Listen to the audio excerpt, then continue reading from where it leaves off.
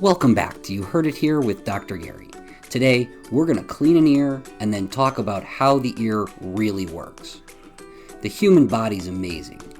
The ear is able to pick up sound and transfer it all the way to the brain. How does it do it? Well, we're going to get into that in a few minutes. First, let's watch a good wax removal.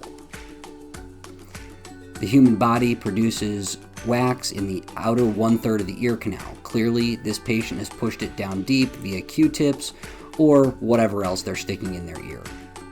Now that we've removed part of it, we can see a little bit of the eardrum at the bottom portion of the ear canal. We're going to use the curette or the Jobson horn to remove the rest of that wax, giving us a clear view of the eardrum and hopefully relieving pressure that the patient's been feeling.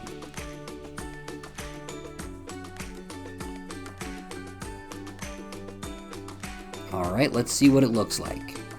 And there's the eardrum. Did you know that sound travels through 3 different parts of the ear before reaching the brain for processing?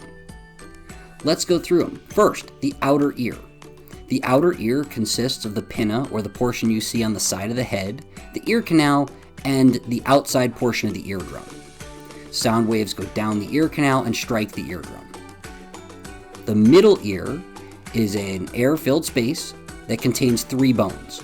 These 3 bones help to transfer that energy coming down the ear canal from the outer ear and the eardrum all the way into the inner ear, which is a fluid-filled space.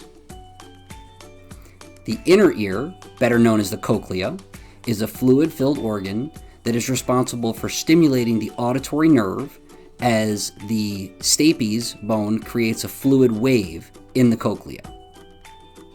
So basically, your ear takes a sound that's an acoustic energy, transfers it to a mechanic energy, and then transfers that into a fluid dynamic energy before using an electrical potential to stimulate the auditory nerve. The human body is truly amazing. This has been You Heard It Here with Dr. Gary. Please take a moment to like and subscribe. We'll see you in the next video.